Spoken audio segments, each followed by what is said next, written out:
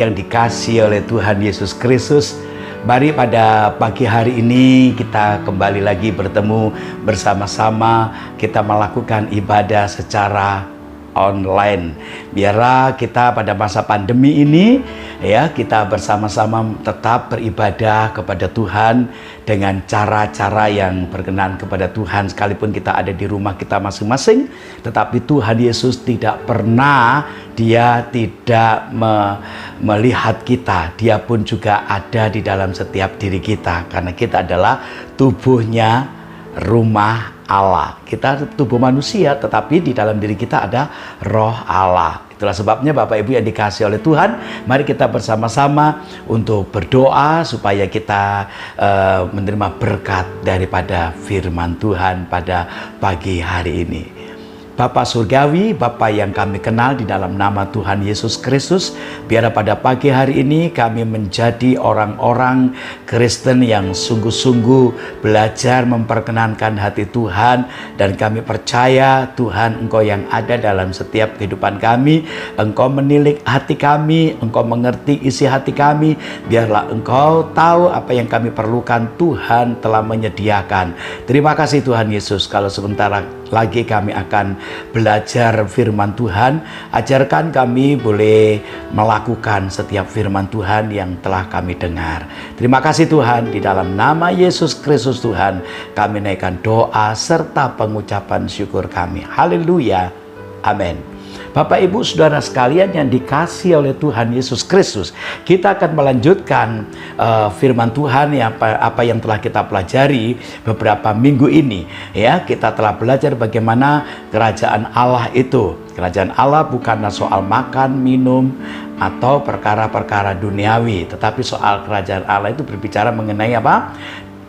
Kebenaran firman Tuhan, damai sejahtera dan sukacita oleh Roh Kudus. Dan kita kemarin telah belajar bagaimana kalau kita mendapatkan kerajaan Allah, maka Tuhan itu menambahkan semuanya itu. Jadi kita tidak perlu khawatir lagi menjadi orang-orang Kristen yang memiliki tujuan kita, yaitu fokus kepada Tuhan Yesus Kristus. Pagi hari ini kita akan belajar, kita akan membaca, dikatakan Roma 14 ayat 17 dan ayat yang ke-18. Roma 14 ayat 17 dan ayat yang ke-18 ya. Firman Tuhan berkata, sebab kerajaan Allah bukanlah soal makanan dan minuman, tetapi soal kebenaran, damai sejahtera dan sukacita oleh Roh Kudus. Karena firman Tuhan berkata, karena barang siapa melayani Kristus dengan cara ini, ia berkenan kepada Allah dan dihormati oleh manusia. Bapak Ibu Saudara sekalian yang dikasihi oleh Tuhan, siapa yang tidak ingin dihormati oleh manusia? Semua orang ingin dihormati oleh manusia. Semua orang tidak ingin dihinakan oleh manusia, ya. Tetapi pada pagi hari ini kita belajar bagaimana kita bisa dihormati oleh manusia. Firman Tuhan jelas mengatakan begini, karena barang siapa melayani Kristus dengan cara ini. Cara bagaimana? Cara ini itu berbicara ayat yang ke-17. Caranya, cara ini cara kerajaan Allah. Ya, bukan perkara-perkara manusiawi, bukan perkara-perkara duniawi. Kerajaan Allah itu berbicara perkara-perkara ilahi, perkara kebenaran, damai sejahtera dan sukacita oleh Roh Kudus. Kalau kita melayani dengan cara yang demikian, maka kita akan diperkenan oleh Allah.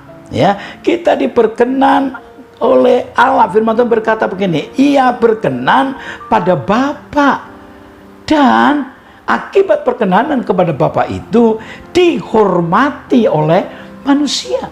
Kita tidak perlu cari hormat pada manusia. Ya, kita perlu bagaimana hidup kita bisa berkenan kepada Allah. Kalau hidup kita berkenan kepada Allah, maka Allah itu akan memberikan kehormatan kepada kita. Dengan cara apa? Dihormati manusia. Kalau kita melayani Tuhan dengan benar, ya, kalau kita melayani Kristus, Ya, bukan cuma sekedar melayani manusia. Memang kita di hadapan manusia, tetapi sesungguhnya kalau kita melakukan segala sesuatu, kita memiliki teladan, yaitu Kristus Yesus Tuhan. Sebagaimana Kristus melayani manusia, demikian juga kita juga belajar melayani manusia dengan caranya Tuhan. Bapak Ibu Saudara sekalian dikasihi Tuhan, yang pertama adalah jaga motivasi pelayanan kita. Sebagaimana Tuhan Yesus senantiasa menjaga bagaimana hidupnya supaya bisa berkenan kepada Bapa, ya, dengan menjaga tujuan, motivasi.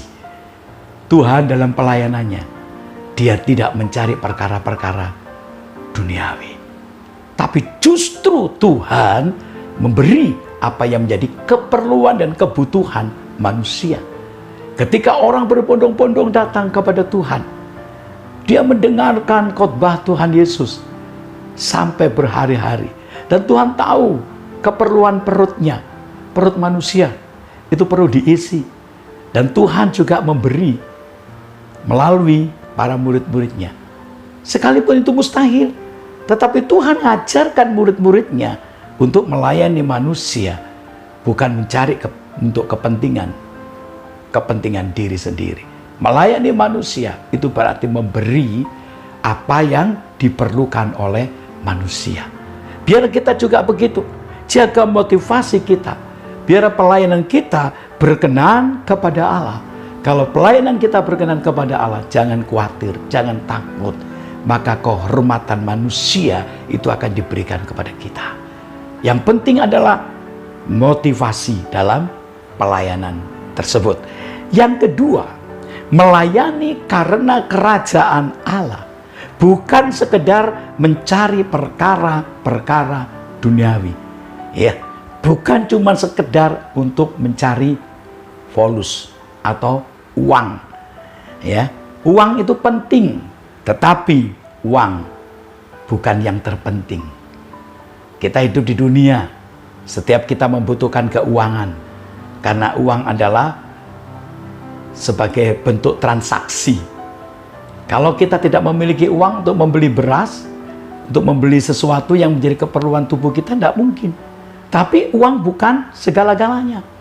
Ya, itulah sebabnya kalau kita melayani kerajaan Allah dengan cara mencari keuangan, itu sangat-sangat salah besar. Tetapi firman Tuhan berkata, melayani kerajaan Allah itu mesti dengan perkenanan hati Tuhan. Kalau perkenanan hati Tuhan itu betul-betul kita dapat, maka Tuhan tidak segan-segan untuk memberkati kita. Amin, Bapak Ibu Saudara sekalian yang dikasihi Tuhan. Itulah sebabnya yang ketiga, marilah kita mengejar apa yang mendatangkan damai sejahtera. Ayat yang keempat, ayat yang ke-19, Roma 14 ayat yang ke-19 berkata, sebab itu marilah kita mengejar apa yang mendatangkan damai sejahtera dan yang berguna untuk saling membangun. Nah, pelayanan yang berkenan kepada Tuhan bukan mengejar targetnya keuangan, bukan. Ya, bukan mengejar perkara-perkara duniawi, tidak. Tetapi kita mengejar apa yang mendatangkan damai sejahtera. Setiap kita kalau datang kepada orang-orang dan kita tidak mencari musuh, ya, kalau kita datang kepada orang-orang pada kerumunan-kerumunan, kemudian kita melakukan sesuatu yang mendatangkan damai sejahtera, ya, seandainya kita datang kepada orang-orang kemudian kita melakukan keributan demi keributan, itu bukan mendatangkan damai sejahtera, maka kita akan dimusuhi. Tapi Tuhan ingin supaya kita datang dengan apa? Mendatangkan atau kita menciptakan damai sejahtera. Bagaimana caranya? Kita mulai sedikit demi sedikit, kita membicarakan firman Tuhan, kita membicarakan kebenaran firman Tuhan. Karena kalau kita sudah memperoleh kebenaran firman Tuhan itu, maka kita akan dipelihara oleh Tuhan lebih lagi. Ya, sebagaimana janji Tuhan. Kalau kita sudah menjadi anak-anaknya Tuhan, kita tidak perlu khawatir lagi kan? Ya, burung di udara saja dipelihara oleh Bapa Surgawi, apalagi kita anak-anaknya. Nah, itulah sebabnya Bapak Ibu yang dikasih oleh Tuhan. Kalau kita melayani dengan mengejar apa yang mendatangkan damai sejahtera, itu berbicara mengenai pemulihan hidup kita. Kita bisa dipulihkan ya hanya melalui percaya kepada Yesus Kristus Tuhan. Ya, kalau kita percaya Yesus Kristus Tuhan, maka iman kita kepada Kristus itu akan mendatangkan damai sejahtera. Karena Kristus Yesus datang ke muka bumi ini, Dia menyerahkan nyawanya menjadi tebusan bagi dosa-dosa kita. Karena Kristus Yesus datang ke muka bumi ini, Dia memberikan nyawanya untuk penebusan, ya, supaya hidup kita dipulihkan kembali oleh Allah Bapa. Itulah sebabnya coba kita akan membaca, dikatakan Efesus pasal yang kedua, ayat yang ke-12 dan ayat yang ke-13. Hai saudara-saudara yang kekasih, kamu senantiasa taat. Karena itu tetaplah kerjakan keselamatanmu dengan takut dan gentar. Bukan saja seperti waktu aku masih hadir, tetapi terlebih pula sekarang waktu aku tidak hadir. Karena Allah lah yang mengerjakan di dalam kamu, baik kemauan maupun pekerjaan menurut kerelaannya. Nah, Bapak Ibu yang dikasihi oleh Tuhan kita Yesus Kristus, firman Tuhan tadi mengatakan kalau kita melayani untuk mendatangkan damai sejahtera, ini berbicara mengenai pemulihan itu kan. Nah, pemulihan kita peroleh percaya kepada Yesus Kristus Tuhan. Bapak Ibu saudara sekalian yang dikasihi oleh Tuhan, itulah cara-cara bagaimana kita hidup dalam sebuah pelayanan. Ya. Bapak Ibu saudara sekalian yang dikasihi oleh Tuhan, selanjutnya dikatakan Alkitab Filipi pasal 3 ayat yang ke-13 dan ayat yang ke-14. Saudara-saudara, aku sendiri tidak menganggap bahwa aku telah menangkapnya. Tetapi ini yang kulakukan, aku melupakan apa yang telah di belakangku dan mengarahkan diri kepada apa yang di hadapanku. Dan berlari-lari kepada tujuan untuk memperoleh hadiah, yaitu panggilan surgawi dari Allah dalam Kristus Yesus. Pelayanan kita bukan untuk mencari perkara-perkara dunia. Sekalipun perkara-perkara dunia yang kita cari dan kita dapatkan, mungkin kita berlimpah-limpah keuangan. Tetapi kalau jiwa kita binasa, ngapain Bapak Ibu? Sia-sia. Ya. Itulah sebabnya Rasul Paulus dalam sebuah pelayanan. Paulus tadinya adalah orang-orang yang belum percaya kepada Kristus dan dia punya tujuannya perkara-perkara materi, perkara-perkara duniawi. Dan bila perlu bisa menghukum orang-orang yang percaya kepada Kristus. Tetapi Tuhan itu mengasihinya. Ya, dia panggil Paulus ya karena dia tahu semangat Paulus. Itulah sebabnya Paulus sekarang menjadi percaya kepada Kristus. Dan dia tidak menyia-nyiakan waktu yang Tuhan berikan. Kalau dulu dia punya tujuan yang salah, tetapi setelah dia menjadi seorang rasul yang besar, dia mengubah cara pikirnya. Ya. Paulus berkata, aku melupakan apa yang ada di belakangku. Ya, kita perlu melupakan apa yang ada di belakang kita. Jangan mengingat-ingat terus. Ya, kalau kita mengingat-ingat terus dan kita tidak pernah bisa kembali. Paulus juga begitu, melupakan dengan apa yang ada di belakangnya. Siapa Paulus? Orang yang tidak layak di hadapan Tuhan. Ya, pembunuh manusia, orang kejam. Tetapi itu dia lupakan. Justru dia berkata, apa yang dulu aku anggap sesuatu yang menyukakan, tetapi setelah pengenalannya kepada Kristus, dia anggap itu sampah. Tidak ada gunanya, Bapak Ibu. Perkara-perkara materi yang kita kumpulkan sedikit demi sedikit jadi bukit yang besar. Ya, itu tidak akan ada gunanya jika kita tidak percaya Yesus Kristus Tuhan. Itulah sebabnya Bapak Ibu yang dikasihi Tuhan, ini yang disebut tujuan pelayanan. Apa itu? Kerajaan Allah. Coba kita baca ayat yang ke-14 bagian-bagian akhir, yaitu panggilan surgawi dari Allah dalam Kristus Yesus. Sebuah pelayanan itu panggilan surgawi. Banyak orang ingin melayani tapi putus di tengah jalan karena dia tidak tahu bagaimana cara pelayanannya. Tetapi jika kita adalah orang-orang yang sudah percaya kepada Kristus dan Tuhan berikan kesempatan sampai pada hari ini, tahu tujuannya, yaitu kerajaan Allah. Bukan perkara materi, bukan perkara duniawi. Dan yang selanjutnya adalah Allah yang memperkenankan pelayanan kita. Kalau Allah memperkenankan pelayanan kita, maka kehormatan dari manusia itu akan diberikan kepada kita.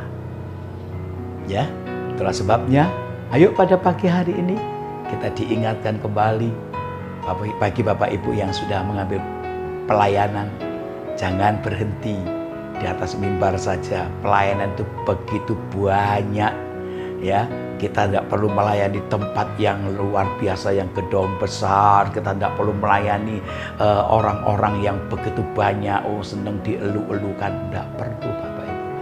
Kita melayani saudara-saudara yang paling dekat dengan kita, saudara kita, sahabat kita, tetangga kita.